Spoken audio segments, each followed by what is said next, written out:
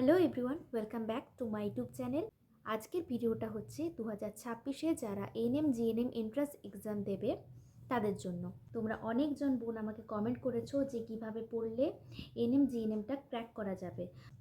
তো আজকের ভিডিওটা সেই বিষয় নিয়ে। তো চলো ভিডিওটা স্টার্ট করা যাক। তো প্রথমেই বলি, তোমাদের 100টা কোয়েশ্চেন থাকবে আর টাইম থাকবে 90 মিনিট, আর তোমাদের টোটাল মার্কস হবে 115 নাম্বারের। তো 115 নাম্বারের এই পরীক্ষাটি তোমাদের 90 মিনিটের মধ্যেই কিন্তু কভার করতে হবে। তো তোমাদের এবার সিলেবাসটা বলে দিই। তো সিলেবাসটা হচ্ছে life science, English, physical science, math, GK আর হচ্ছে রিজনিং। তোমাদের 6টি সাবজেক্ট। তো লাইফ সায়েন্সে কিন্তু সবথেকে বেশি মার্কস থাকবে 50 মার্কস, আর ফিজিক্যাল সায়েন্সে তোমাদের থাকবে 25 মার্কস, ইংলিশে তোমাদের থাকবে 50 মার্কস, আর জিকেতে তোমাদের থাকবে 10 মার্কস, আর রিজনিংয়ে থাকবে 5 মার্কস, আর ম্যাথে থাকবে 10 মার্কস। আর তোমাদের লাইফ সায়েন্সে 1 নাম্বারের আর 2 নাম্বারের দু ধরনেরই কোশ্চেন থাকে। তো এটা হচ্ছে আমার কোশ্চেন পেপার। দেখো, লাইফ সায়েন্সে 30টা কোশ্চেন থাকে 1 নাম্বারের, আর 10টা কোশ্চেন থাকে 2 নাম্বারের। এই 2 নাম্বারের কোশ্চেনগুলো তোমাদের দুটোও ঠিক হতে পারে, আবার 3টেও ঠিক হতে পারে, আবার সবগুলোও ঠিক হতে পারে। এরকমভাবেই কোশ্চেনের অ্যান্সারগুলো হয়।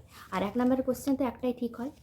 আর তোমাদের নেগেটিভ মার্কস থাকে, 4টে ভুল হলে 1 নাম্বার মাইনাস হয়। আর ফিজিক্যাল সায়েন্সেও তোমাদের 2 নাম্বারের কোশ্চেন থাকে, 2 নাম্বারের কোশ্চেন থাকে 5টা ফিজিক্যাল সায়েন্সে।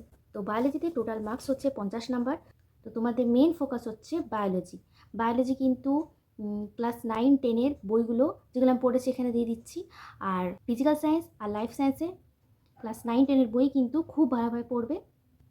আর লাইফ সায়েন্সে 9-10-এর বই শেষ হয়ে যাওয়ার পরে তোমরা চেষ্টা করবে একটু 11-12টা হালকা করে দেখে যাওয়া, বা তোমাদের যাদের সায়েন্স ছিল না 11-12-এ তারা যে এমসিকিউ বইগুলো থাকে সেগুলো সিলেবাস শেষ হয়ে যাওয়ার পরে প্রচুর ভালোভাবে প্র্যাকটিস করা। তো প্রথমেই তোমাদের কি করতে হবে, টেক্সট বইটা কিন্তু খুব ভালোভাবে খুঁটিয়ে পড়তে হবে। শুধু মুখস্থ করলেই হবে না, জিনিসগুলো বুঝতে হবে, খুব ভালোভাবে বুঝে তারপরে তোমরা সেখান থেকে এক একটা অধ্যায় কমপ্লিট হয়ে যাওয়ার পরেই কিন্তু তোমরা ওখানের সমস্ত এমসিকিউ নিজে একবার লিখবে বা মুখস্থ করবে এবং বুঝে বুঝে সেগুলো পড়বে।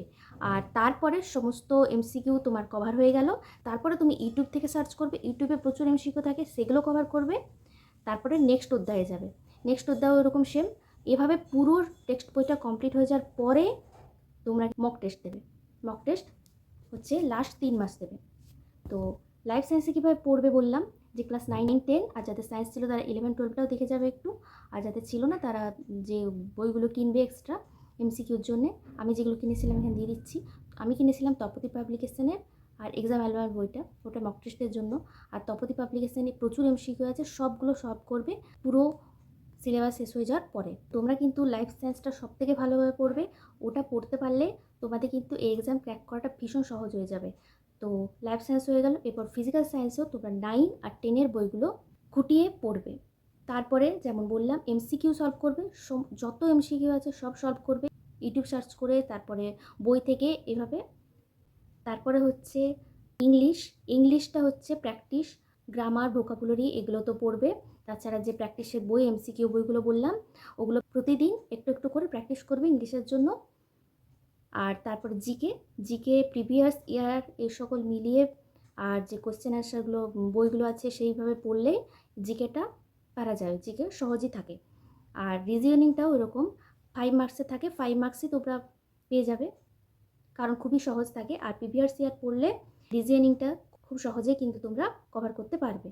আর ম্যাথটা হচ্ছে ওই 90 মিনিটের মধ্যে অতগুলো ম্যাথ হয়তো সবার পক্ষে করা সম্ভব হবে না। তো ম্যাথটা যদি কেউ কম পারো তাহলে খুব একটা অসুবিধা হবে না, কিন্তু বায়োলজিটা আর ফিজিক্যাল সায়েন্সটা খুব ভালোভাবে তোমাদের পড়তে হবে। তো কিভাবে পড়বে একটা রুটিন বলে দিচ্ছি। প্রতিদিন কিন্তু 6 ঘন্টার মতো পড়তেই হবে। আর একটা অধ্যায় শেষ হয়ে যাওয়ার পরে নেক্সট অধ্যায় যখন স্টার্ট করবে তখন আগের দিনে যে পড়াটা পড়লে সেটা একবার তুমি চোখ বুলিয়ে নেবে, তারপরে আবার নতুন পড়া স্টার্ট করবে। এভাবে কী হবে, আগের পড়াটা তোমাদের মাথায় রিকল হয়ে যাবে, মনে থাকবে। আর তোমরা পুরো টানা না পড়ে 1 ঘন্টা পড়লে 5 মিনিট ব্রেক নেবে, আবার 1 ঘন্টা পড়বে, 5 মিনিট ব্রেক নেবে, এভাবে ব্রেক নিতে নিতে পড়বে। তাহলে তোমরা মাইন্ডটা ফ্রেশ থাকবে, তোমরা অনেক রিফ্রেশিংভাবে পড়াটা মনে রাখতে পারবে। আর ম্যাথটা যেটা বললাম যে ক্লাস 9-10-এর বইটাই পড়বে, 9-10-এর বই থেকেই আসে।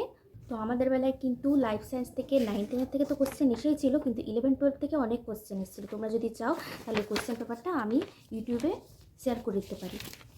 আমার কি ভুল হয়েছিল, ঠিক হয়েছিল, সব এখানে কিন্তু রাইট ক্রস দেওয়া আছে। কী কোশ্চেন এসেছিলো তাহলে তোমরা সেটা জানতে পারবে। যে তো প্রথমে কিন্তু টেক্সট বইটা খুব ভালোভাবে খুঁটিয়ে পড়লে, তারপরে এমসিকিউ বুকগুলো সলভ করলে, তারপরে তোমরা লাস্ট যে 3 মান্থস থাকবে সেই 3 মান্থসে তোমরা প্রচুর মক টেস্ট দেবে। মক টেস্ট কোথা থেকে দেবে? ইউটিউবে প্রচুর মক টেস্ট পাওয়া যায়, ফ্রি মক টেস্ট। আমি সেখান থেকে দিতাম।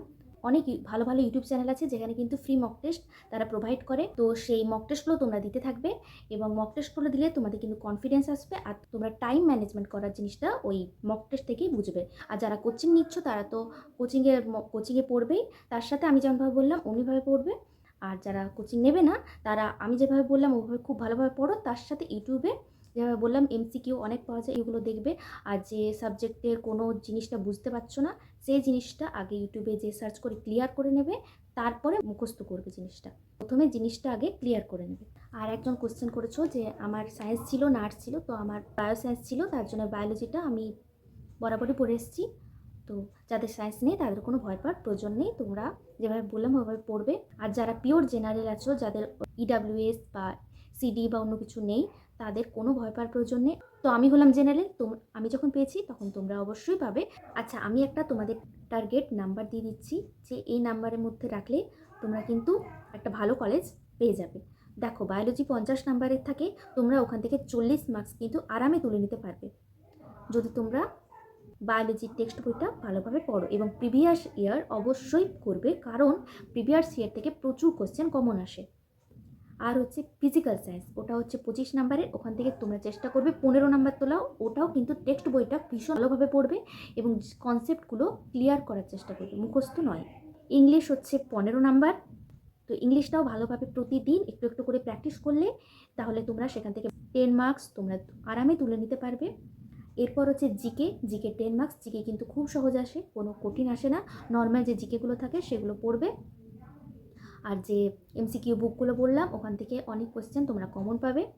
তাছাড়াও আমি সাতরা পাবলিকেশনের একটা বই ছিল, ওটা আমি টেলিগ্রাম থেকে পেয়েছিলাম একটা পিডিএফ, ওটাও কিন্তু আমি পুরো সলভ করেছিলাম।